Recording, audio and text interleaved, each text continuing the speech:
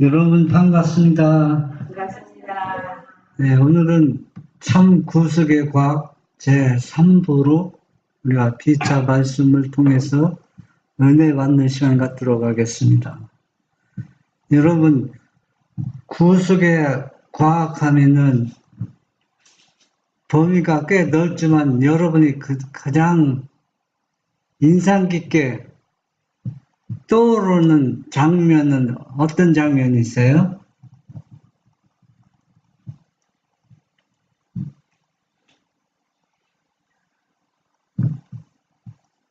장면 하나도 없어요? 예수님이 승천하시는 거. 예수님이 십자가, 침례, 아기 예수. 신비 중에 신비. 아기 예수. 그럼 뭡니까? 예수님이 인생을 쓰신 거. 네, 예수님이 우리와 똑같은 사람으로 이 땅에 오셨다는 것. 신비 중에 신비이며 또 경건의 비밀에 속하는 것입니다. 이런 것들이 다 모두 다 어디에 속하는 거라고? 구속의 과학이라는 얘기입니다. 요한복음 3장 16절 한번 은별이 한번 읽어보세요. 하나님이 세상을 이처럼 사랑하사 독생자를 주셨으니 이는 저를 믿는 자마다 멸망치 않고 영생을 얻게 하려 하심이니라. 예. 이 말씀은 아주 많은 사람들이 거의 다 돼요. 이유고 또 모르는 사람이 없을 정도로 말씀 중에서 가장 위대하고 또 유명한 말씀으로 우리가 생각하고 있습니다. 하나님이 세상을 어떻게 사랑하사? 이처럼은 뭐가 이처럼입니까? 예수님이 하나님의 귀하신 아들이 이 땅에 인간으로 와서 그것을 믿는 자마다 멸망치 않고 무엇을 얻게 하기 위해서 영생을 얻게 하려 하심이라 했습니다. 신물교원 293쪽에 보면은 하나님께서는 자녀에 대한 아버지의 마음을 가지고 당신의 백성들에 대해 길이 참으셨다. 그분은 은혜를 주시기도 하시고 거두시기도 하시면서 그들에게 탄원하셨다. 그분은 참을성 있게 저희 죄를 보여주시고 그들이 그 죄를 자인하기를 참고 기다리셨다. 하나님께서는 농부들에게 자기의 요구를 촉구하기 위하여 선지자와 사자들을 파견하셨다. 그러나 그들은 선지자들을 환영하는 대신에 원수처럼 대했다. 농부들은 그들을 핍박하고 죽였다. 하나님께서 오히려 다른 선지자들을 보냈으나 그들도 역시 처음 선지자들과 같은 대우를 받았다. 농부들은 그들에게 더욱더 증오심을 나타낼 뿐이었다. 우리가 이 실물교훈 주신 말씀을 통해서 우리가 어떤 성경절을 우리 마음에 생각하고 담아둬야 되냐면 조금 전에 읽은 요한복음 3장 16절 하나님이 세상을 이처럼 사랑하사 그 말씀을 생각하면서 이 말씀을 더 깊이 이해하고 깨닫기 위해서 지금 이 실물교훈을 주신 겁니다. 그래서 선지자를 보내고 또 말씀을 주셔서 하나님의 아들을 올바로 잘 알고 잘 믿게 하기 위해서 이런 실물교훈을 주셨다는 얘기입니다. 하나님께서는 최후 수단으로 당신의 아들을 보내시면서 저희가 내 아들은 공경하리라고 하셨다. 그러나 저희의 반항심이 그들로 하여금 복수심을 갖게 해서 서로 말하기를 이는 상속자니 자 죽이고 그의 유업을 차지하자고 하였다. 그렇게 하면 우리가 포도원을 차지할 수 있고 그 열매를 마음대로 처분할 수 있을 것이라고 말했다. 예. 포도원의 비유를 통해서 지금 보니까 하나님을 믿는 사람들에게 이 실물 교훈을 주셔서 지금 어떤 상황이 전개되고 있는 그 장면을 보여주고 있습니다. 먼저 아들을 보내기 전에 선지자들 보냈을 때 이 선지자의 말을 어때요? 잘 들었어요? 잘 안 들으니까 이제 마지막 수단은 누굴 보냈다 했습니까? 아들을 보냈는데 이 아들을 보내니까 사람들이 어떻게 해요? 이는 상속자니까 이를 죽이고 우리가 그걸 뭘 포도나무 열매를 우리가 처분하자 했습니다. 이거는 바로 여러 가지 의미들이 많이 있지만은 많은 사람들은 하나님을 믿되 하나님을 믿는 목적과 동기가 그분을 공경하고 사랑하기 위함보다도 뭡니까? 이 땅에서 그 축복과 그 수확, 이 땅에서 수확은 뭡니까? 좋은 집, 또 부귀 영화, 사람들한테 공경을 받는 거, 이런 수확을 얻기 위해서 지금 누굴 믿습니까? 하나님을 믿는다는 얘기입니다. 또 그 아들을 믿는다는 얘기입니다. 그러나 아들을 보낸 아버지의 하나님과 그 아들은 뭡니까?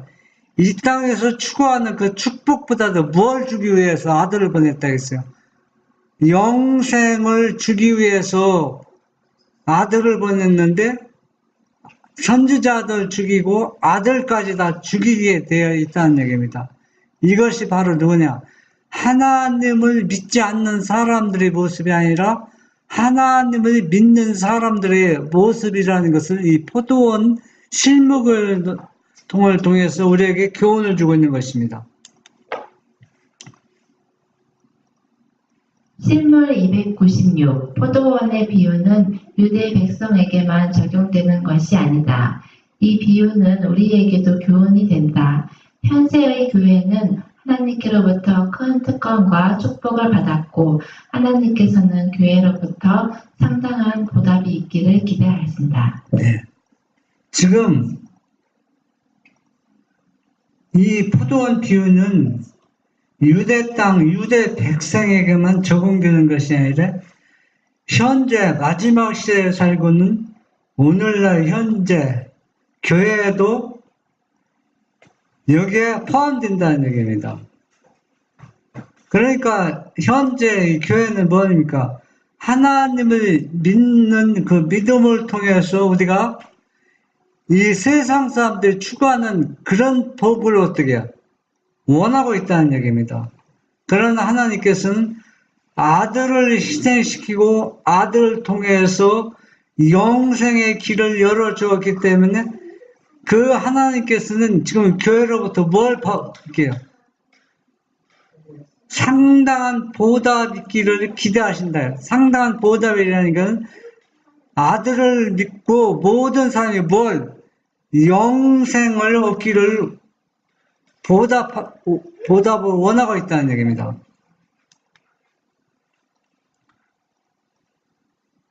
우리는 값비싼 속전으로 속량함을 받았다. 오직 이 대가가 얼마나 크다는 것을 이해할 때만 그 같은 속죄의 결과가 어떠하리라는 것을 짐작할 수 있다. 이 땅에서 곧 하나님의 아들의 눈물과 피에 젖은 이 땅에서 귀한 낙원의 열매가 맺히게 된다. 하나님의 백성들의 생활 속에서 당신의 말씀의 진리가 그 영광과 탁월함을 드러내게 되어야 한다. 그리스도께서는 당신의 백성을 통하여 당신의 품성과 당신의 나라의 원칙을 드러내시고자 하였다. 우리가 이 말씀을 보면서 여러분 얼마나 값비싼 속전, 이 십자가의 희생제물은 얼마나 비싼 속죄제물인데 우리가 이해할 때만 죄의 결과가 어떻다는 것을 짐작할 수 있습니다.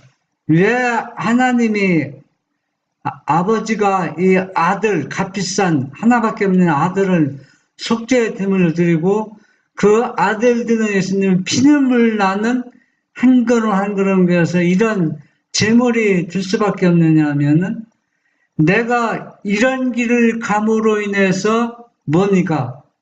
내가 한 발짝 한 발짝 피눈물 나는 걸음을 한 발짝 걸을 때마다 한 영혼 한 영혼이 뭘 얻는다고? 영생을 얻기 때문에 이 일을 할 수밖에 없다는 얘기입니다. 그래서 아버지의 오해받은 그 품성을 원래의 위치에 다시 아버지는 어때요?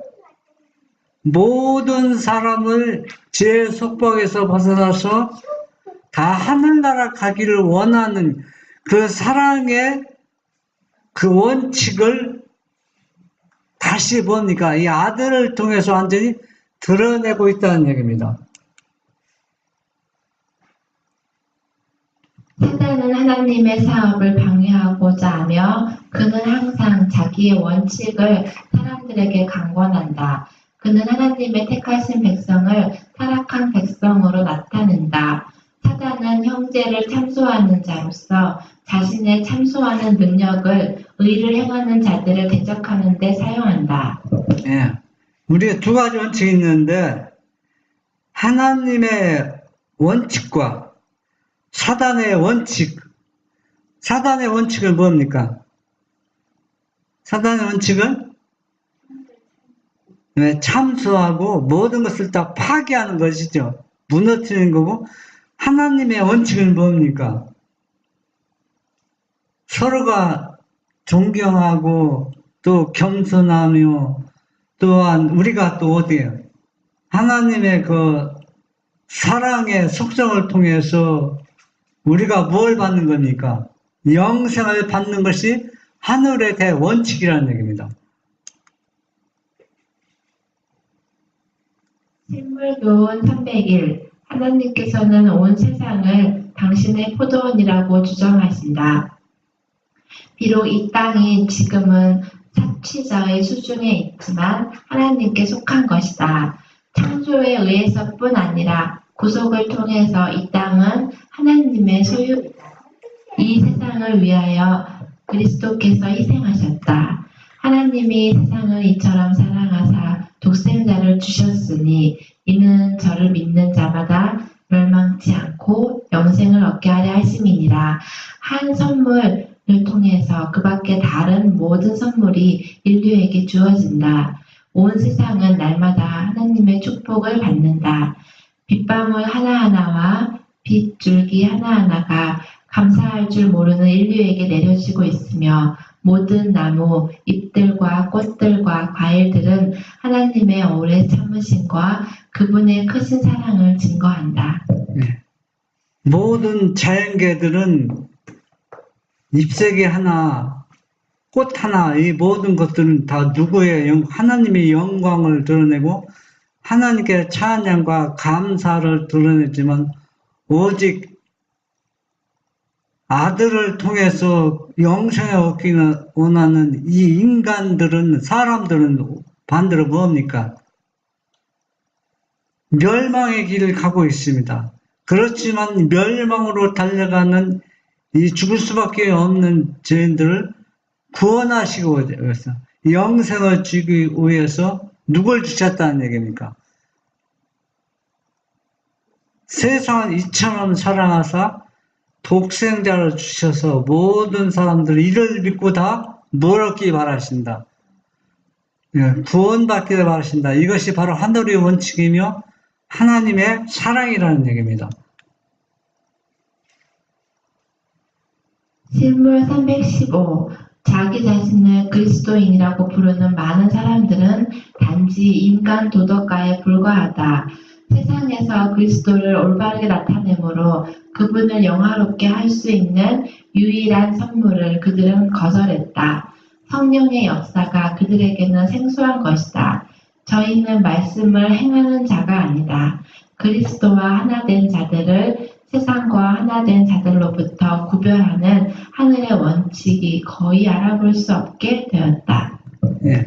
사람들이 왜 악해지고 있는지 아세요? 하나님을 믿는 사람들이 점점 너무 심하게 악해지고 있는데, 여기서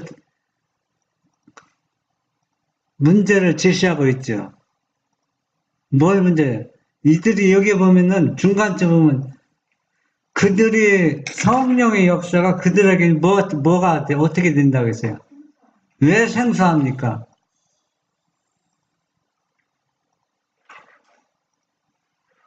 왜 생소하냐? 아들을 거절해서. 하나님의 아들을 거절하고 그 하나님의 아들이 뭡니까?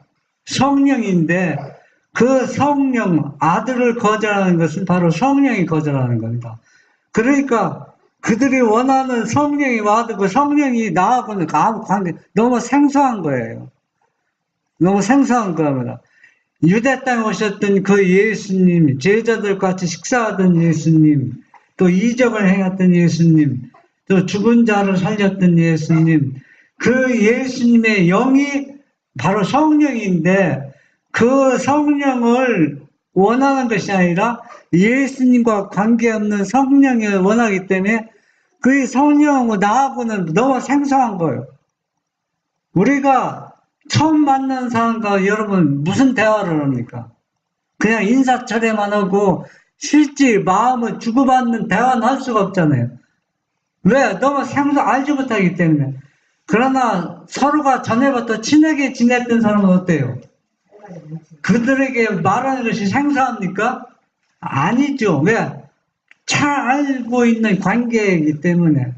바로 이 성령이 역사를 원하고 있지만은 실제 그 성령은 자기들 원하는 성령이 아니기 때문에 나에게 와도 너무 생소하다는 얘기입니다. 그러니까 나에게 아무 상관없는 것처럼 된다는 얘기입니다. 그러니까 이 하늘의 원칙을 이해하고 깨달을 수가 없다는 얘기예요.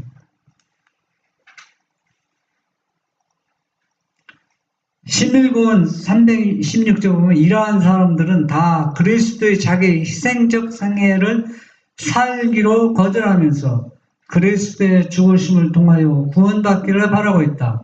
그들은 값없이 주시는 은혜의 풍성함을 찬양하면서 저희의 품성의 결점을 가리기 위하여 외적으로 의로운 척한다. 그러나 이 같은 그들의 노력이 심판의 날에는 아무 소용이 없게 된다. 자, 사람들은 예수 믿지 않고도 착하게 살 수 있어요. 얼마나 내적으로 이거는 자기 의의를 드러내는 겁니다. 그러나 이런 것들은 심판 때는 어때요? 통하지 않는다입니다.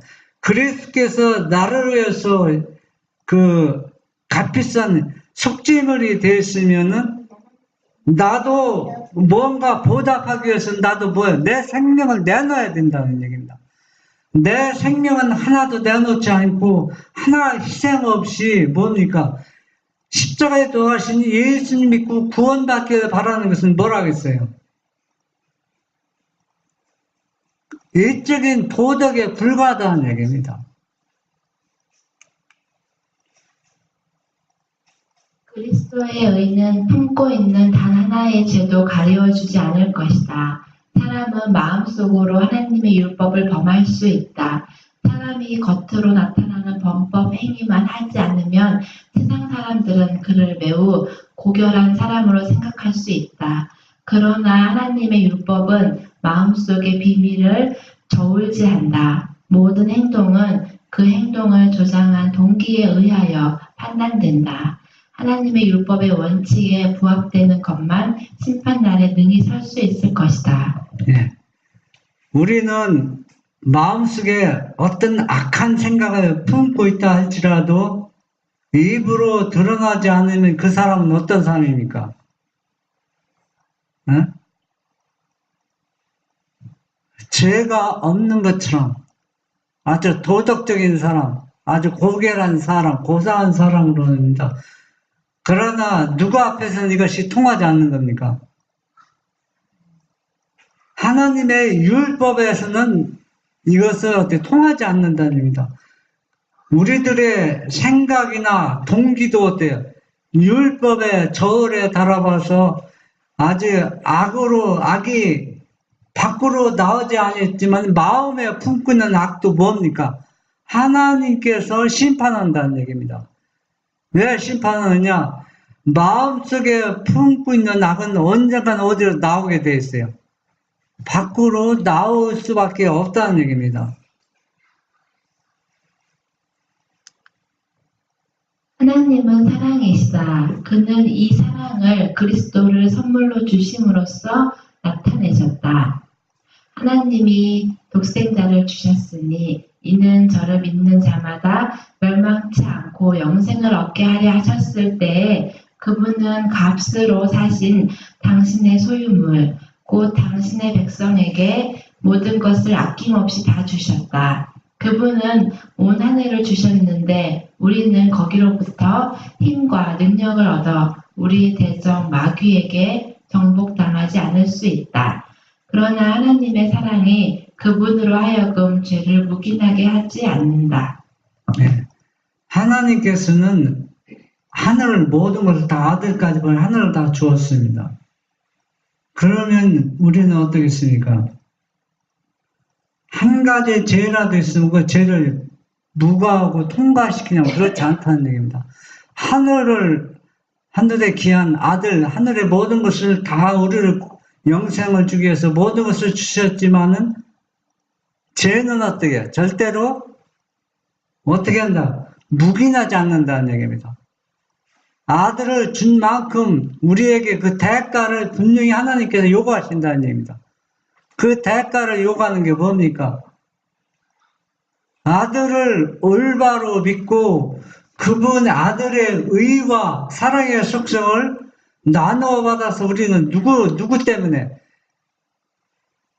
아들을 믿는 그 믿음 때문에 구원받기를 원하여서 뭡니까? 아들을 주었다는 얘기입니다. 그래서 이렇게 큰 속죄물을 주신 그 부분께서 우리는 아주 조그만 죄라도 우리는 어때요? 묵인하지 않는다는 얘기입니다.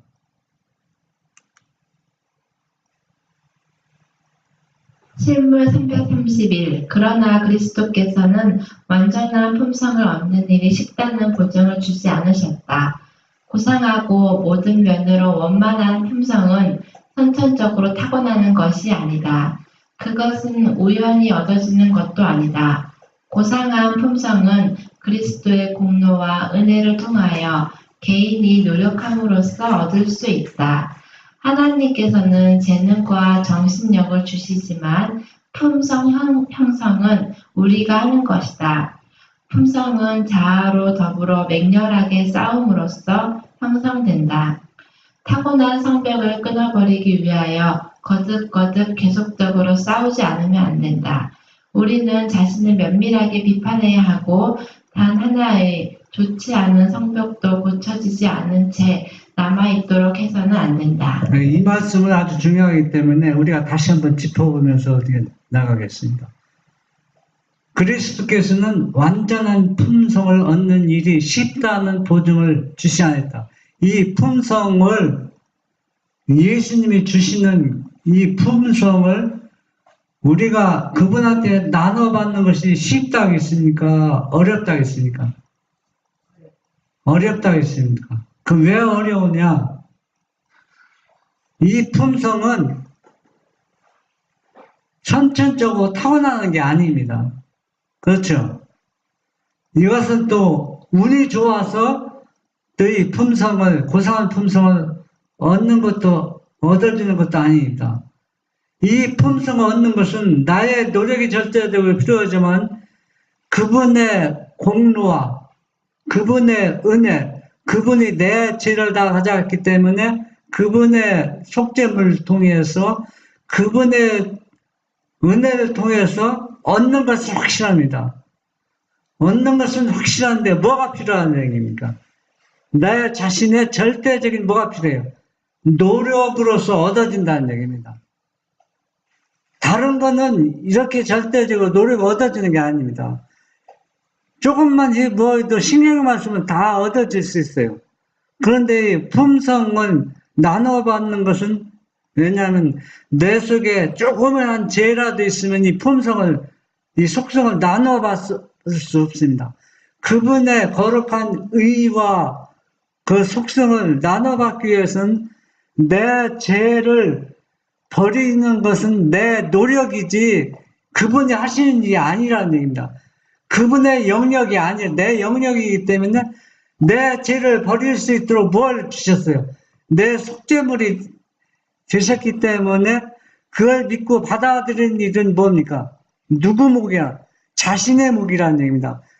그런데 이 죄를 버리는 것이 얼마나 힘드냐면 자기 자신과 자아와 싸우는 것이 내 목숨을 내놓을 정도로 이 투쟁 속에서 이기는 겁니다, 이게.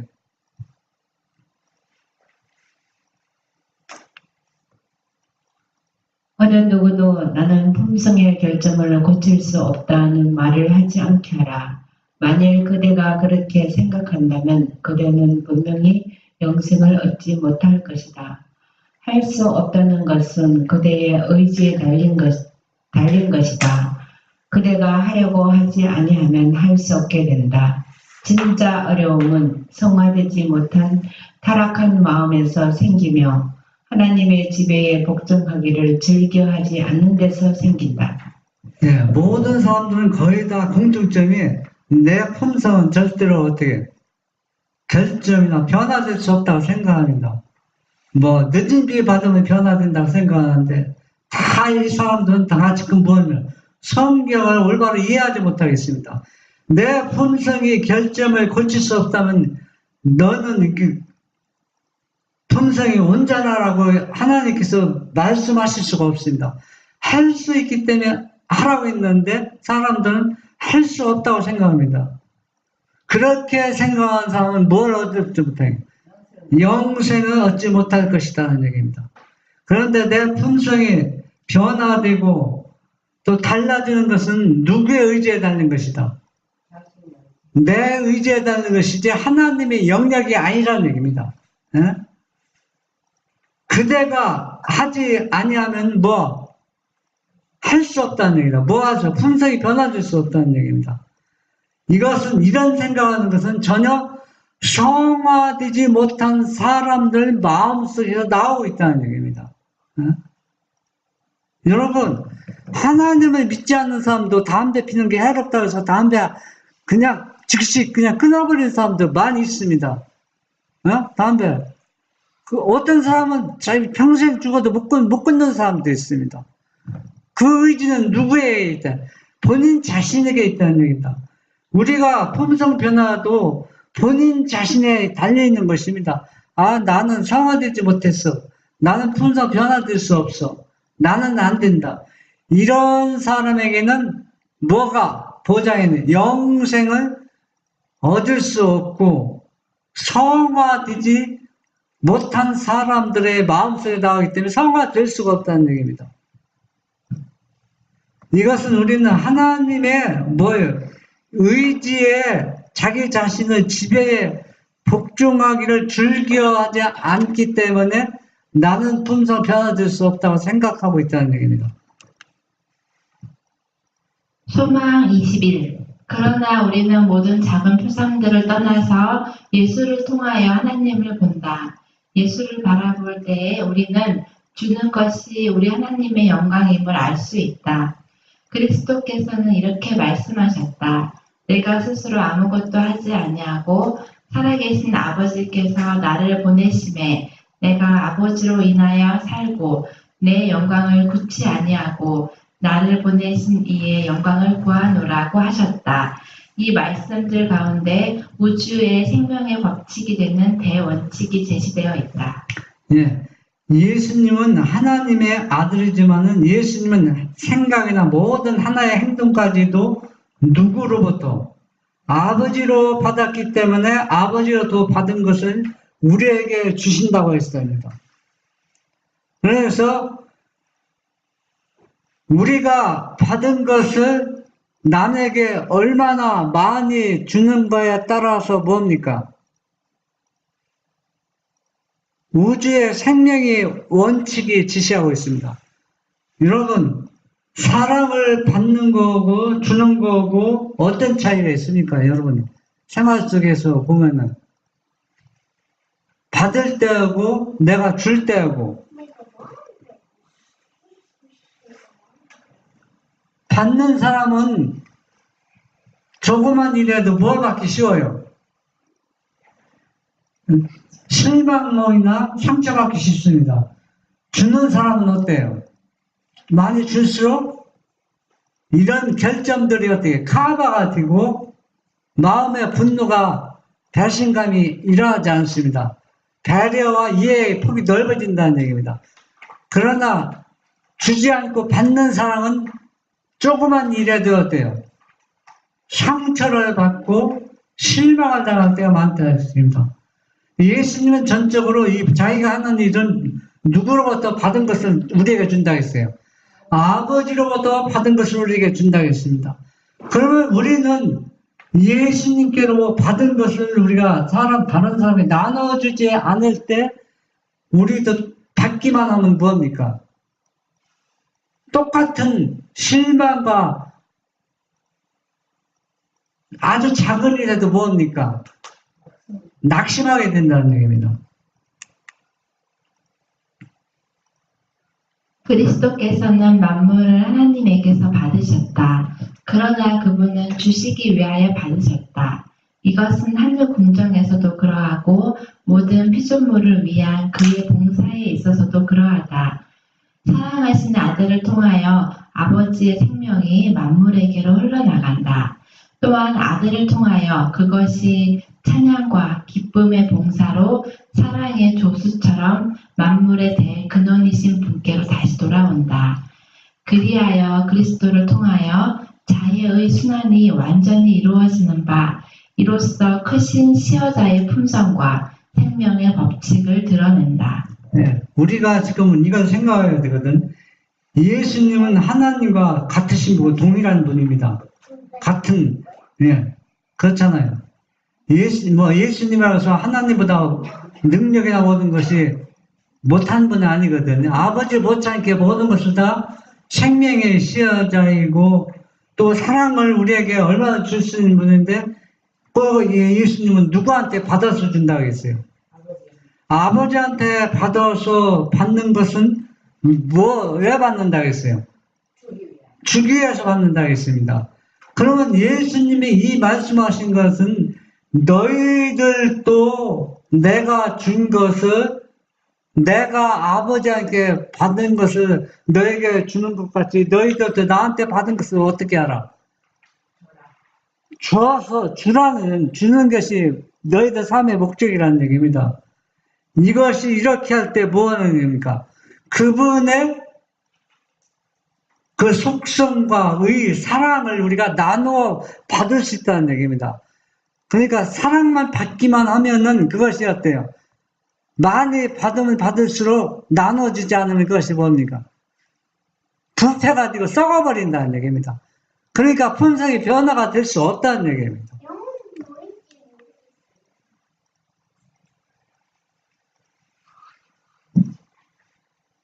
소망 22. 구속의 경륜은 아담이 타락한 후에 세워진 사후 고안이 아니었다. 이 경륜은 영세 전부터 감추었다가 알게 하신 그 비밀의 계시였다. 이것은 영세 전부터 하나님의 보좌의 기초가 되어온 원칙을 공개한 것이었다. 태초부터 하나님과 그리스도는 사단이 반역할 것과 그 반역자의 기만적인 권세를 통하여 인류가 타락할 것을 아셨다. 하나님께서 죄가 존재하도록 정해놓지는 않으셨으나 죄가 존재할 것을 내다보시고 그 두려운 비상사태를 위하여 대비책을 세워놓으셨다. 하나님께서는 세상을 너무도 사랑하셔서 당신의 독생자를 주시기를 언약하셨으니 이는 저를 믿는 자마다 멸망치 않고 영생을 얻게 하려 하심이었다. 이 구속의 경륜은 죄를 지은 후에 고안하는 것이 아니라 이미 죄를 범하기 전에 영생 전부터 어때요? 감추어져 있다 해서 죄를 통해서 드러난 것 같이 오늘날 우리 시대에도 지금 이 진리를 믿는 사람들이 이 길이 너무나 연약하고 어떻게 될지고 언제 어떻게 그 갈 방향을 모르고서 사람들이 당황하고 너무 낙심한 그런 가운데 있는 사람도 꽤 있습니다. 그러나 이 영생전부터 이러한 계획이 구속의 경륜이 감추어져 있는데 이미 비상 상태로 해서 준비해 놓은 것이 있었다는 얘기입니다. 지금도 우리가 볼 때는 예수님의 재림이 언제 올지 모르지만 언제 이 진리가 선포되어서 언제 우리 품성이 변화되어서 언제 구원받을지 불가능한 것 같이 느끼지만 이 시대에 가장 필요한 비상사태를 이미 하나님께서 계획해 놓고 그 비상사태가 어느 시대에 드러나서 수시간에 이 진리가 선포되어서 예수님이 언제든지 재림할 수 있다는 그 비상사태를 우리가 알아야 된다는 얘기입니다.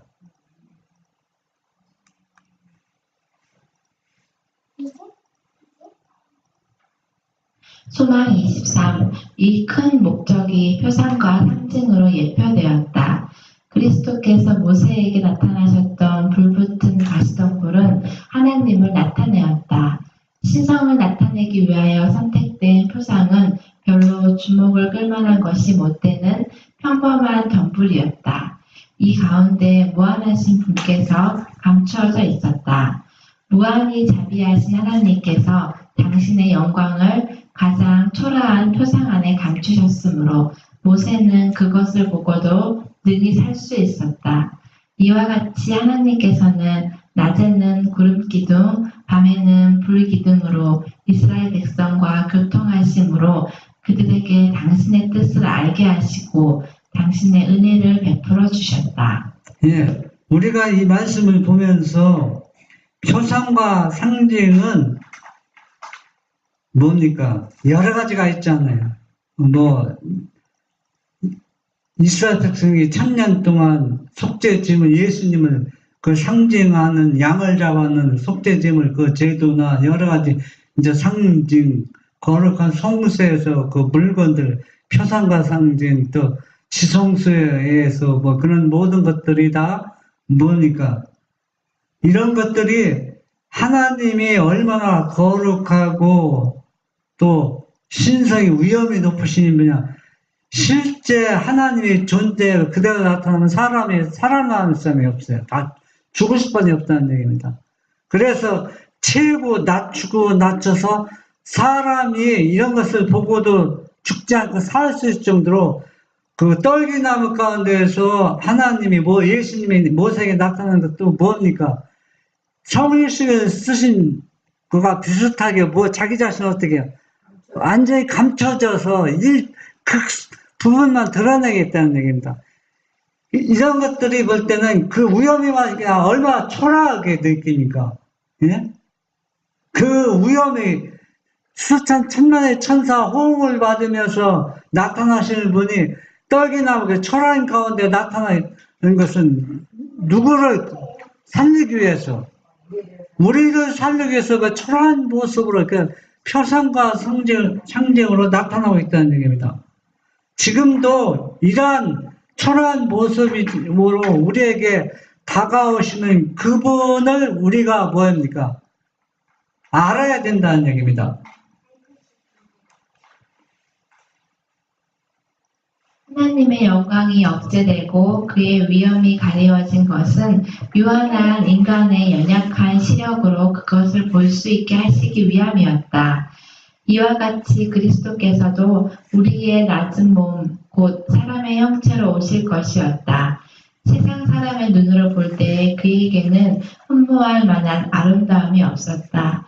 그러나 그는 성육신하신 하나님, 하늘과 땅의 빛이셨다. 그의 영광이 가려워지고 그의 위대하심과 위엄이 감추어진 것은 그가 슬픔과 시험에 쌓인 인간에게 가까이 나아가시기 위함이었다.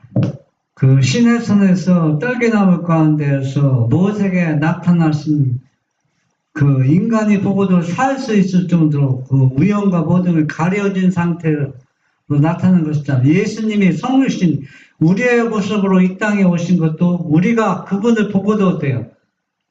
죽지 않고 살 수 있는 방법, 그 길을 우리에게 보여주고 있습니다. 그래서 그 영광이 가려지고 있기 때문에 그 위대하심과 위엄이, 거룩함이 감춰졌다고 해서 우리는 그분을 어때요? 우리 인간처럼 취급하고 있잖아. 취급하고 있고, 그를 배반하고, 조롱하고, 십자가에 죽게까지 했다는 얘기는 인간이 얼마나 뭡니까? 표상과 상징을 계속 그 배워왔으면서도 그것을 어떻게 해요? 올바로 이해하지 못하고 하나님을 믿고 왔다는 것을 알 수가 있습니다.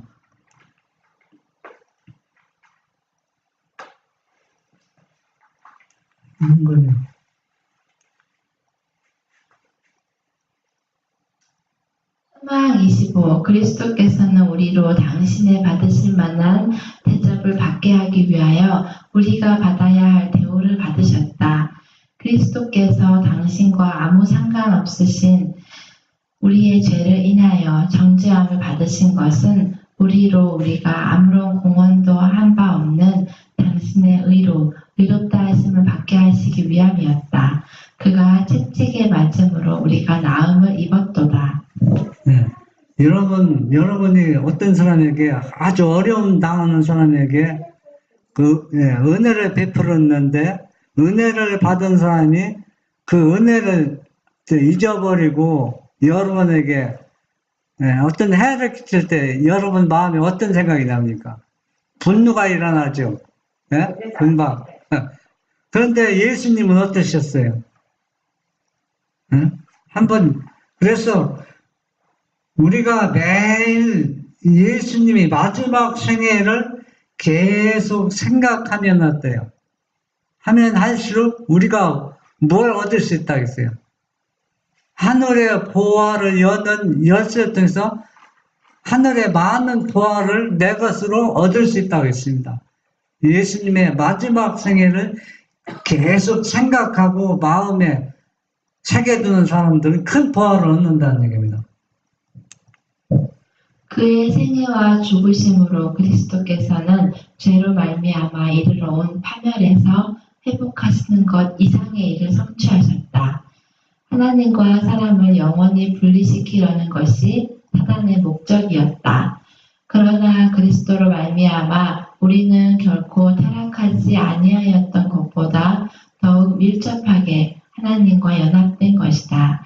구주께서는 우리 인성을 취하심으로 결단코 끊어지지 않을 줄로 자신을 인간에게 붙들어 매셨다. 그는 영원한 시대를 통하여 우리와 연결되셨다. 예. 우리가 예수님이 주신 속성을 나눠갖고 우리가 품성이 완전히 변화되어서 예수님처럼 되어서 예수님이 재림할 때 우리가 하늘나라에 갔어도 그분의 인성을 취하신 우리 몸과 똑같은 몸을 취하신 것은 계속 영원히 그 몸을 가지고 우리와 교통하고 있다는 얘기입니다. 그러면 우리가 죄를 짓지 않은 때보다 죄를 지은 후 그분의 의를 통해서 우리는 더 많은 그분과 교제를 더 많이 할 수 있다는 놀라운 특권을 우리가 받고 있다는 얘기입니다. 하나님이 세상을 이처럼 사랑하사 독생자를 주셨으니 이는 저를 믿는 자마다 멸망치 않고 영생을 얻게 하려 하심이라. 하나님께서는 독생자를 주신 것은 우리의 죄를 담당하기 위해서뿐만 아니라 속죄 제물로서 죽게 하시기 위함이었다. 그는 아들을 타락한 인류에게 주셨다. 하나님께서 당신의 변치 않는 화평의 경륜을 우리에게 보장하기 위해 당신의 독생자를 주시다. 우리 인간 가족이 한 사람이 되게 하시되 그의 인성을 영원토록 보유하도록 하셨다. 이 일을 우리가 주야로 명상하고 우리 마음에 새겨되어서 왜 예수님이 우리와 똑같은 인간을 오셔서 내 죄를 다 속죄물로 피를 흘리고 돌아가셨는가? 그 이유가 무엇인가? 우리가 온전히 올바로 이해할 때 우리는 품성이 변화될 수 있다는 얘기입니다. 표기 114, 115. 어떤 사람들은 그들이 새로이 할 말이 없고 혹 말한다 해도 같은 얘기만 반복하게 되기 때문에 집회 때 나오지 않는다. 나는 이 사실의 밑바닥에는 교만이 깔려 있음을 보았다. 하나님과 천사들은 성도들이 증언하는 것을 지켜보고 있으며 그것이 매주일 반복됨으로 영광을 받으신다. 그분은 단순과 경비를 좋아하신다. 그러나 하나님의 후사요, 그리스도와 함께 후사가 되었다고 공언하는 자들이 집회에서 귀중한 시간을 낭비할 때 하나님께서는 불쾌하게 여기시고 천사들은 마음 아파한다. 예.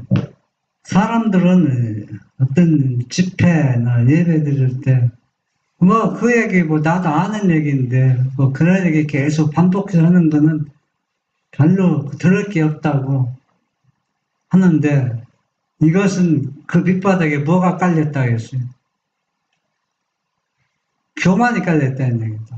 그러면 왜 그 교만이냐 하면은 자기가 알고 있으면 품성이 누구를 닮아가야 돼? 예수님을 닮아가야 하는데 예수님 하나도 안 닮아가는 얘기는 아무리 많이 듣고 보아도 그 말씀을 올바로 이해했다는 얘기가 이해하지 못했다는 얘기예요. 이해하지 못하고 순종하지 않았다는 얘기다. 이해하지 못하고 순종하지 않았기 때문에 그 말씀을 하나님께서 계속 반복해서 그 얘기를 하고 있다는 얘기입니다.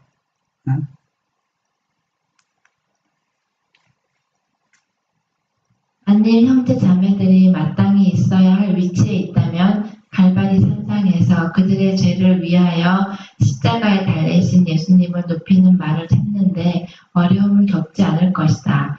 그들이 만일 우리의 죄와 허물을 인하여 당신의 사랑하는 독생자가 희생 제물이 되어 죽도록 허락하신 하나님의 겸비와 범죄한 인간에게 용서함을 받고 다시 살 수 있는 길을 주기 위하여 예수께서 당하신 고민과 고통을 더 잘 이해한다면 그들은 예수를 더욱 찬양하고 높이게 될 것이다. 우리는 너무 쉽게 생각합니다. 예수님은 우리를 사랑하기 때문에 속죄물이 되시고 내 죄를 가져갔다고 이렇게 생각하는데, 여러분, 내가 예수님의 입장이라면은 내가 상대방에서 내 죄 생명을 버려야 된다는 건 쉬운 일입니까? 어려운 일이냐? 그러면 그것을 생각하면은 우리가 이제 죄를 어떻게 돼요? 죄를 미워하고 버려야 된다는 얘기입니다. 그리고 용서라는 얘기는, 용서받았다는 얘기는 이게 단순한 게 아닙니다. 용서받았다는 얘기는 누군가 내 대신 상대방이 죽었다는 얘기거든. 그렇기 때문에 내가 용서를 받았다는 얘기입니다. 그렇기 때문에 그분을 예수님을 더 높이게 된다는 얘기입니다. 예수님을 높이게 되면은 내 마음에 영적 자만과 교만이 내 마음속에 있을 수가 없어요.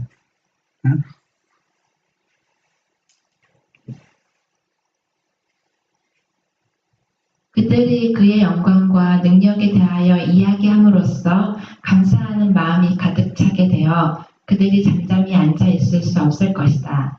그렇게 될 때 하나님의 축복이 그들에게 임할 것이다. 비록 같은 이야기가 반복된다 할지라도 하나님께서는 영광을 받으시는 것이다. 천사가 내게 밤낮 쉬지 않고 거룩하다 거룩하다 전능하신 주 하나님이여 라고 외치는 자들을 보여주셨다. 이렇게 계속하여 반복하지만 하나님께서는 이로 인하여 영광을 받으신다고 천사는 말했다. 우리가 같은 이야기를 여러 번 반복한다 할지라도 그것은 하나님께 영광을 돌리는 것이 되며 또 그것은 우리에게 베푸신 그분의 선하심과 인자하심에 대해 무관심하지 않고 있음을 보여주는 것이다. 네, 우리가 지금 화요일에 계시를 통해서 본 장면을 우리가 지금 교훈을 주고 있잖아요. 천사들은 매일 뭡니까? 주야로 날마다 거룩하다. 너 아직 그 말을 되풀이하잖아요. 그러면 그 말을 통해서 하나님께 영광 받으신다, 안 받으신다? 받으시고 기뻐하신다는 얘기예요.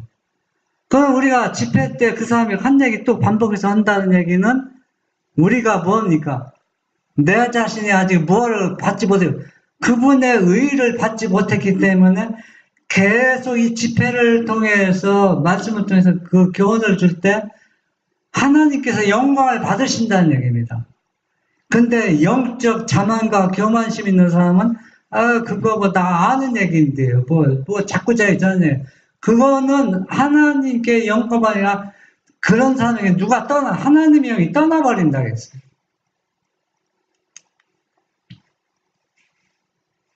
나는 이름뿐인 교회들이 타락하여 죽음과 냉담함이 그들을 지배하고 있음을 보았다. 만일 그들이 하나님의 말씀을 따른다면 그 말씀이 그들을 겸손하게 할 것이다. 그러나 그들은 주의 사업을 돌보지 않는다. 그들은 함께 모였을 때 하나님의 말씀을 따른다면 그 말씀이 그들을 겸손하게 할 것이다. 그러나 그들은 주의 사업을 돌보지 않는다. 그들은 함께 모였을 때 하나님의 선하심에 대한 그 단순한 이야기를 계속 반복하는 것은 너무나 유치한 일이라고 생각하여 보다 새롭고 위대하다고 생각되는 것만을 말함으로써 사람의 귀를 기쁘게 하고자 애쓰는데 그렇게 할 때 하나님의 영은 저들을 떠나시게 된다. 우리는 어떤 교회 모임이나 어떤 할 때, 집회할 때 자꾸 새로운 것을 추구하기를, 물론 그 새로운 영광 것도 중요하지만 그분의 선하심을 생각하는 건 뭡니까? 그분이 우리와 똑같은 인성을 쓰시고 내 죄를 가져가시고 내가 당해야 할 징벌과 고난과 모든 것을 받으신 그분의 위대하고 선하심을 얘기하는 것이 누가 기뻐하신다? 그분이 영광을 받으신다는 얘기입니다. 그런데 사람의 길을 즐겁게 하고자 하는 것, 그런 말씀으로 자꾸 모을 때는 누가 떠난다? 하나님이 저들을 떠나버린다는 얘기입니다. 그래서 우리는 그 영원한 복음이라는 것은 우리가 이 땅에서 아무리 연구해도 그것을 다 돼요. 이해하기는 불가능하기 때문에 하늘에 가서도 연구할 과제를 우리가 이 땅에서 그거 많이 들었다. 그렇게 이야기하는 자체는 하나님의 영이 떠나게는 슬프게 하는 일이 있는다는 얘기입니다. 그래서 우리는 모였을 때마다 천사들이 거룩하다 반복해서 말씀해도 하나님께 영광 받는 것처럼 우리가 모이면 어때요? 그분의 사랑의 얘기, 십자가 얘기 아무리 많이 해도 그분께서는 어때요?